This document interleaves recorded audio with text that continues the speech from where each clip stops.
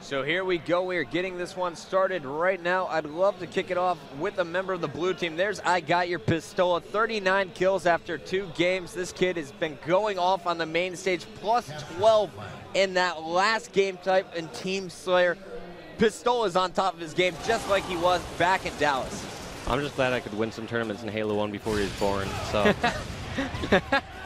He gets the first strike, so continuing that spree here against Status Quo in game number 3.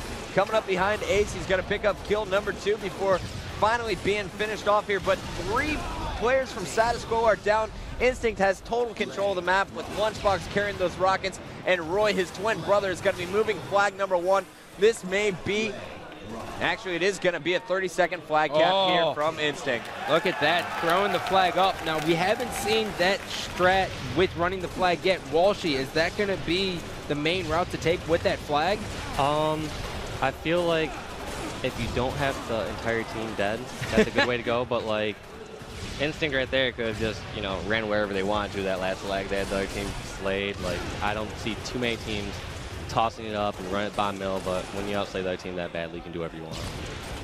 Walsh, right now we got Ogre 2 up on our screen. Talk to us about this guy. You teamed with them for so many years, creating the original dynasty here in Halo. What do you like about Tom's gameplay, and why is he still on top of the game after so many years?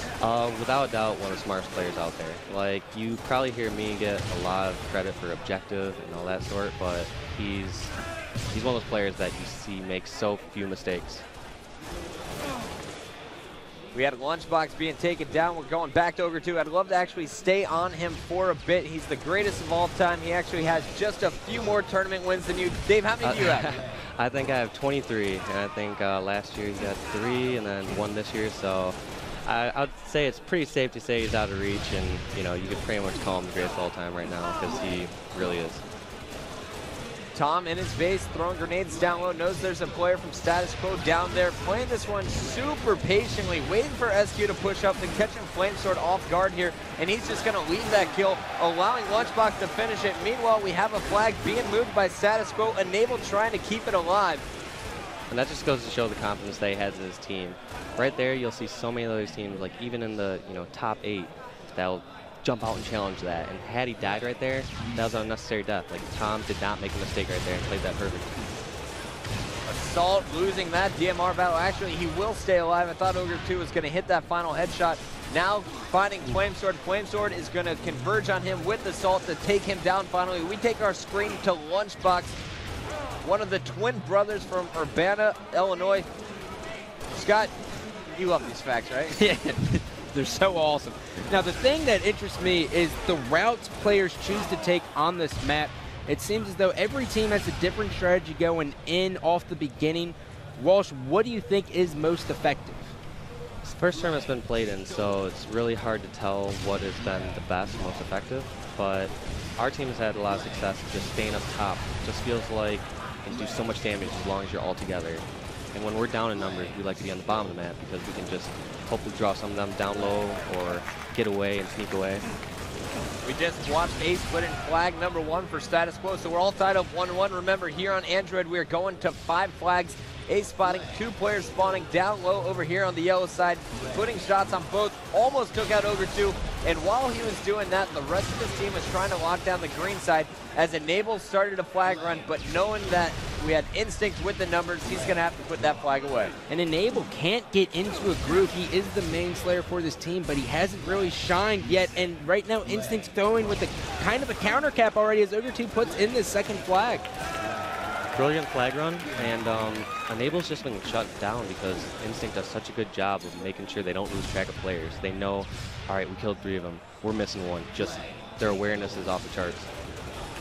Oh, Tommy, getting the business from Enable. Such fast shots there. I thought he was going to take him down, but missed with that last one, and Enable makes him pay. But we're taking our screen to Roy. Roy's seeing 2 flags in front of him, going for the cap here, and he's able to put it in for flag number 3. Ace was unable to grab the flag from the Instinct base in time. Yep, Roy snatched up that flag before lunch could get, and like always, he's like, I'll take the credit for these twins. Thank you, sir. Enable putting shots, finally taking down Roy. So we've seen Enable take down Ogre 2 in a one-on-one. We've seen Enable take down Roy. So he's starting to get in a groove when we can. Genius, I'd love to go back to his screen. Right now, though, you are watching I Got Your Pistola, who's definitely the MVP in this match so far after 2 games. Just inflicts so much damage. Right there, there was no reason for him to even be able to get a kill, but he sticks the player before dying. Such an awesome play. We're going to take our screen back and forth between Enable and Pistola for the next minute here as Instinct has the lead in game number 3 and a 2-0 lead in the series. If they win this game, they will secure a spot in our championship match. Very fascinating to me that Enable did not pick up the jetpack. I feel like the jetpack dominates this game type for some reason. Walsh, is that accurate or inaccurate? I personally don't like the jetpack on this, but I have been very frustrated against players that use it very well. And just like you said, he just picked it up right there. Enable challenging quite a bit so far in this game. He is going to be cleaned up once again by Instinct. As soon as they call you out, you got to expect a second player coming in the next 2 seconds. Incredible teamwork from Instinct. Status Quo, although they are starting to win their individual battles, they just can't gain any control of the map. And now Ogre 2 is running in the 4th flag as Pistola is going to clear out his base 4-1. I feel like we've been watching this game forever. There's been so much action, but when you look at the clock, only 6 minutes have ticked off that clock so far. This is a pretty fast game type. We've already seen 4 captures out of Instinct. SQ's making a mistake. They seem to try to just cap immediately once you get to the other team's base. And against Instinct, you got to start getting in your groove. Like, you got to outslay that team. Like, right now, they have 3 of them dead, and unless they have all 4 alive, like, see right there, they just gave up their full control that they could have had. Right now, I would not even try to run this flag against Instinct. I would go for kills and try to get all 4 down again, hopefully. Have to slay to keep up with Instinct. Very fascinating. They're a scary team when they have control.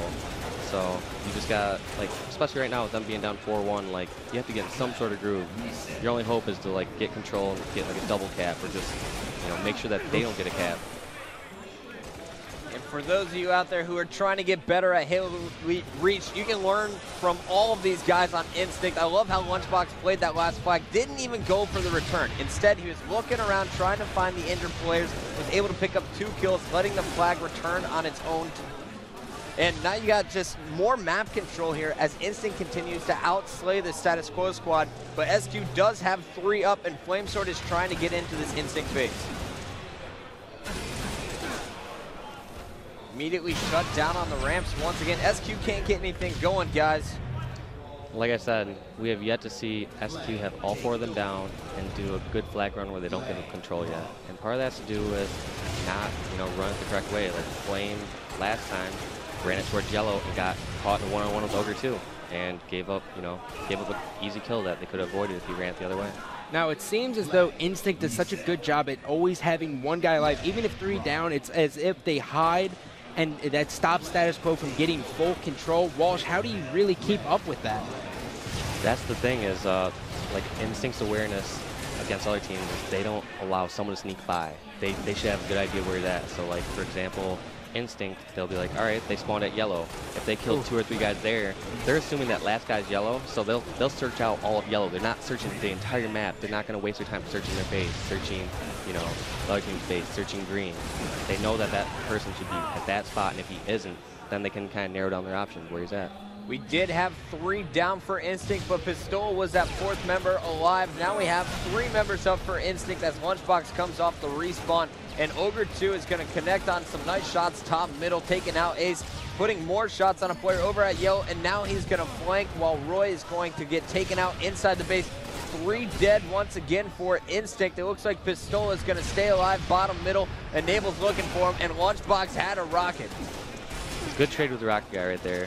That was another problem that SQ's been having this entire series is Instinct's the first one to get the power weapons. You know, even if SQ gets control of them back, they've already used half the rockets or half the snipe clips. So you have to try to get control of that power weapon as early as possible. Or if you can't, at least get good positioning. Like they could have all been at the top of the map and hopefully just shooting down on them and hopefully let the rocket guy make a mistake. We got Assault trying to push a flag here for SQ. Flamesword goes down, but we have Enable and Ace protecting. Looks like Ace will be taken down. Enable trying to prevent a player from tossing out his flag, but they do get the toss bottom middle. That was Roy doing it. But here we go. Status Quo is on the board with their second flag, 4-2. Right after that, they might get countered on. Yep, let's see right there. It looks like they're most likely going to counter. 4 dead for Status Quo. This one's all over, That Walshy. one cap was not worth it. They need to be able to get the caps while keeping control. And Instinct remains undefeated, taking down Status Quo 3-0. This team just looks unbeatable right now in this tournament.